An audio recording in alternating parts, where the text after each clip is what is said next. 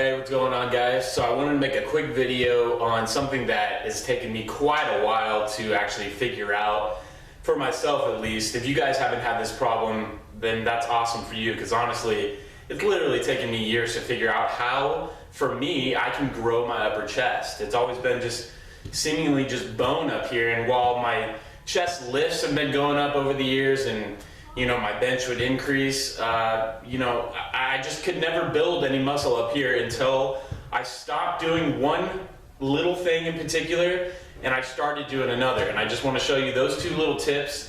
I'm sure you know in general how to perform a incline bench press, but I just wanted to show you two little tweaks that I've changed that have made all the difference in the world for me.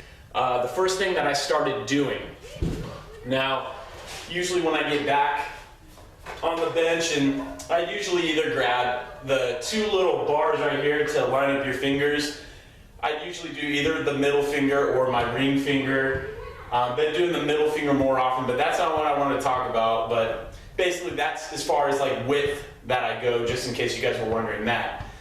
What I did before is when I pick up the weight, I'd have my wrists cocked back like this. It was just like a natural thing and I didn't really think anything of it. But that's how they would always be. And I noticed, every now and then I get wrist pain, but what I started doing and what I noticed is engaged my upper chest more is almost trying to have the opposite approach where, although you can't really keep the bar with your hand like that, if you try to, then it's normally going to just allow you to be more straight up. So that's kind of my approach, is I'm trying to almost feel like the bar's resting on like the bottom, just this part of the hand basically. So let me show you real quick. I'll go ahead and lift this up. And really I'm here pretty much when I'm starting. So although I'm not gonna keep it there, that's gonna allow me to, once I get it up, to have my wrist more straight. So here we go. So I'm there.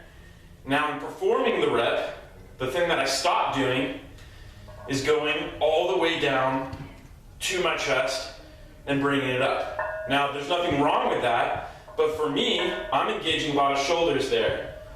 When I'm going about here and going up, I feel it all chest. Now, that was something that was really weird for me at the beginning because I was always used to full range of motion. That's always been my motto.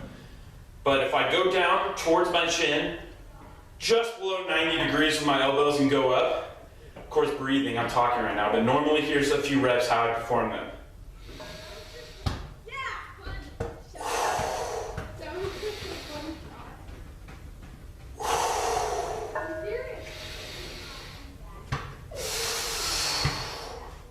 So, as you probably noticed, the wrist naturally kind of wants to go back, but I'm pretty much fighting that the whole set.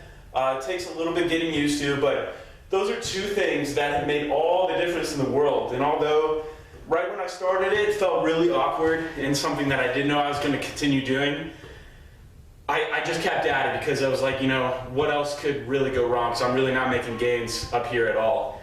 Ever since then, I'm able to get a pump up there, and I've just noticed growth, that it can't be from anything else because that's the only things that I've changed. So wanted to share that little tip with you. I hope it helps. If you have any questions, links below to contact me. I'll be making videos like this more often, just kind of going over just these little things, and we'll also continue with the good form equals good mass, but want to give these like little tips that maybe you haven't thought of to try, or maybe you thought of but didn't know if there was any validity to it. Well, to those two things, I fully endorse them, so go ahead and give them a shot, let me know. Till next time, Joe, Health for Thought. Hold my dick! And that's some Health for Thought.